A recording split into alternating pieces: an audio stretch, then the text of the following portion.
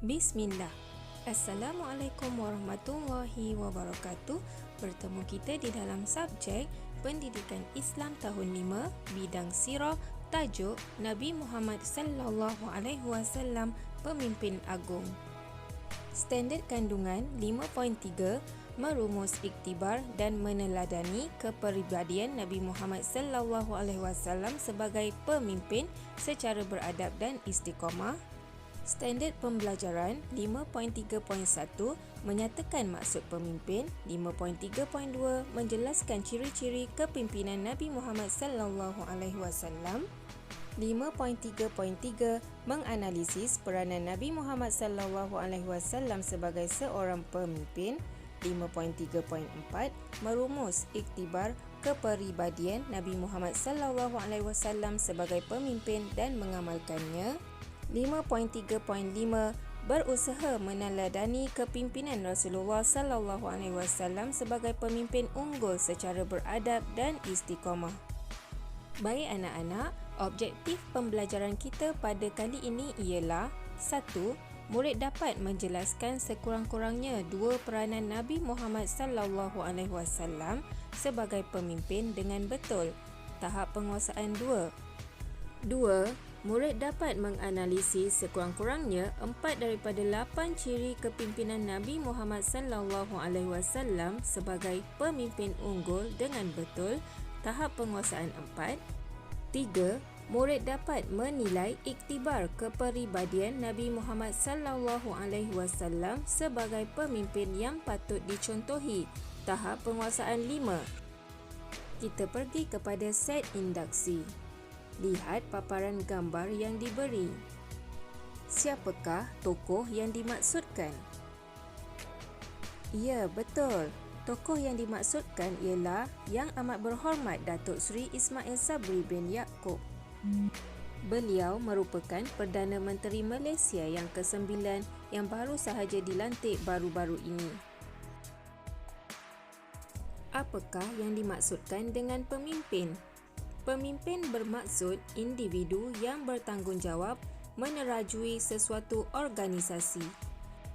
Anak-anak, sebelum kita pergi kepada ciri-ciri pemimpin yang agung, kita tengok semula kepribadian Nabi Muhammad sallallahu alaihi wasallam.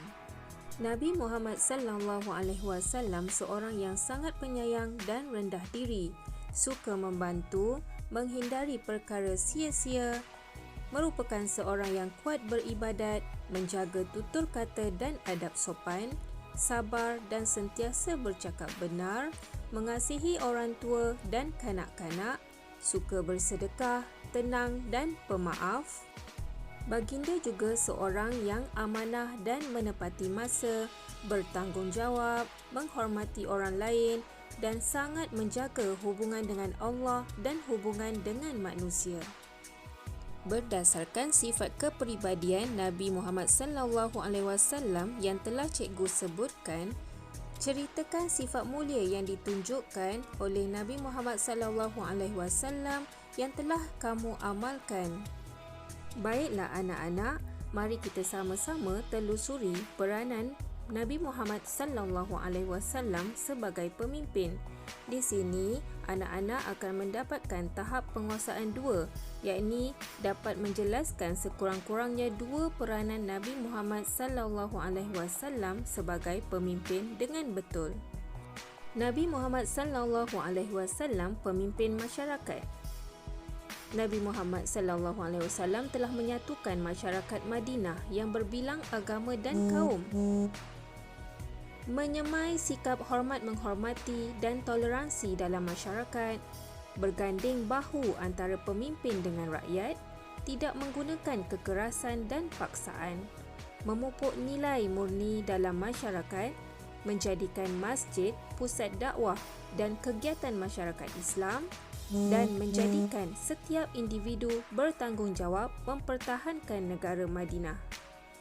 Seterusnya, Nabi Muhammad sallallahu alaihi wasallam sebagai ketua tentera menghulurkan perdamaian dengan kabilah-kabilah dan negara luar, merancang strategi peperangan, mengetuai peperangan menentang musuh dengan tenang dan bijaksana, menjaga adab ketika berperang seperti tidak merosakkan bangunan dan tumbuh-tumbuhan. Seterusnya, peranan Nabi Muhammad SAW sebagai ketua hakim. Menjadikan Al-Quran dan petunjuk Allah Subhanahu Wa Taala sebagai asas menjatuhkan hukuman, adil dan saksama serta berpendirian tegas, menjatuhkan hukuman berdasarkan bukti dan saksi tanpa pilih kasih. Seterusnya, peranan Nabi Muhammad SAW sebagai perancang ekonomi negara. Menghapuskan dasar ekonomi jahiliyah, mewujudkan dasar ekonomi Islam yang adil, memungut zakat daripada mereka yang wajib mengeluarkannya, mengagihkan zakat kepada mereka yang layak, membasmi segala bentuk penindasan seperti riba, rasuah dan penipuan. Seterusnya anak-anak, kita pergi kepada ciri-ciri kepimpinan Nabi Muhammad SAW. Anak-anak dapat menganalisis sekurang-kurangnya 4 daripada 8 ciri kepimpinan Nabi Muhammad SAW sebagai pemimpin unggul dengan betul. Anak-anak akan mendapat tahap penguasaan 4 seperti yang terdapat di dalam buku teks pendidikan Islam pada muka surat 154. Ia menceritakan tentang Perang Khandaq ataupun dikenali sebagai Perang Ahzab. Cikgu akan bacakan kisah peristiwa Perang Khandaq ini. Anak-anak boleh menganalisis ciri kepimpinan Nabi Muhammad SAW daripada kisah Perang Khandaq ini. Perang Khandaq ataupun dikenali sebagai Perang Ahzab. Maksud Khandaq ialah parit, manakala Ahzab bermaksud kelompok-kelompok. Kenapa Allah namakannya sebagai Ahzab, iaitu kelompok-kelompok?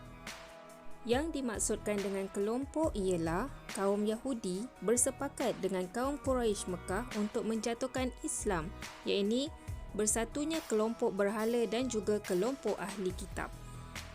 Kekuatan tentera Islam pada masa itu berjumlah 3,000 orang sahaja, manakala kaum kafir berjumlah 10,000, bahkan menurut pendapat lain 15,000 tentera. Nombor 1, kaum musyrikin Mekah dan golongan Yahudi telah berpakat untuk menyerang Nabi Muhammad SAW dan kaum muslimin di Madinah.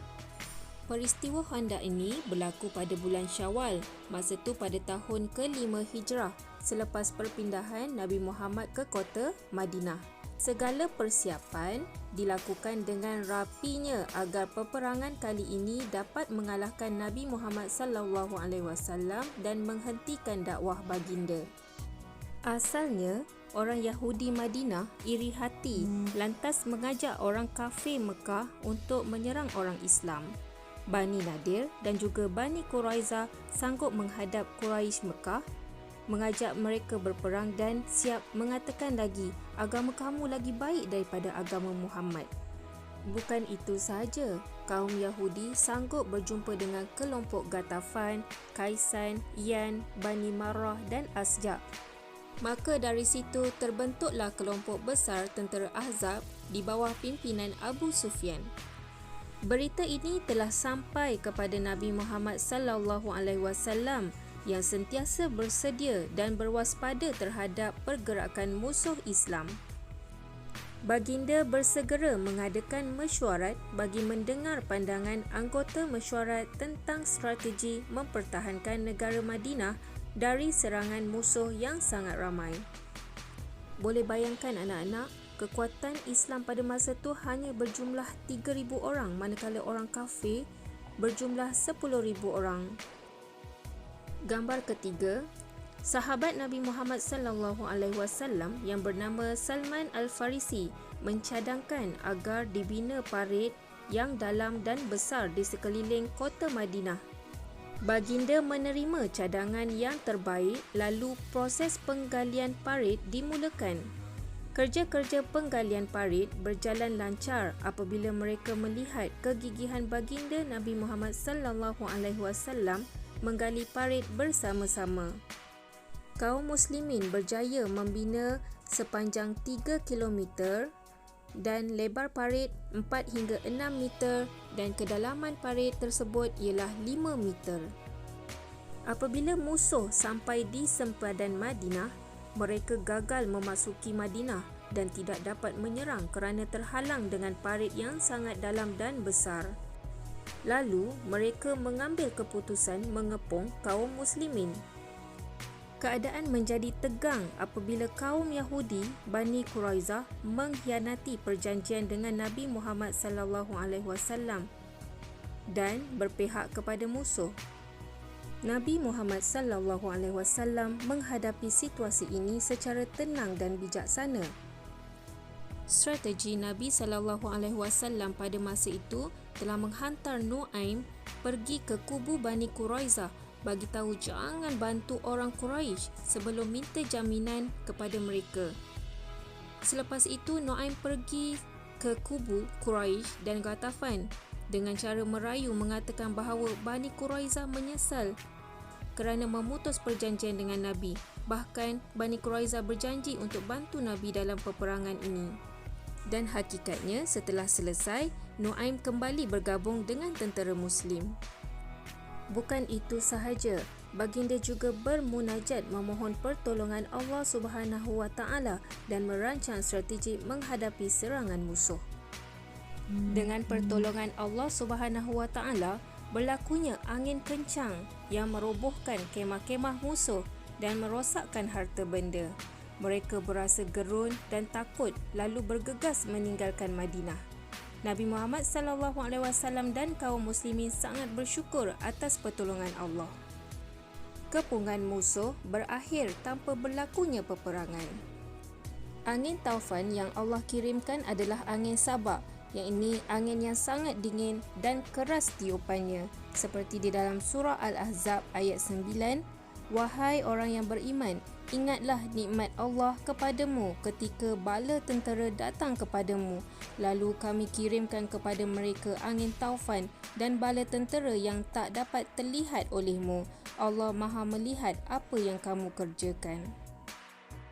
Akhirnya, Nabi Muhammad SAW selaku ketua negara Madinah bertindak tegas dan adil dengan bimbingan wahyu terhadap kaum Yahudi Bani Quraizah. Mereka dikenakan hukuman setimpal atas jenayah pengkhianatan yang dilakukan oleh mereka. Mengambil iktibar daripada peristiwa Perang Khandaq, kepribadian pemimpin Nabi Muhammad SAW sebagai pemimpin yang patut dicontohi, anak-anak akan mendapat tahap penguasaan 5.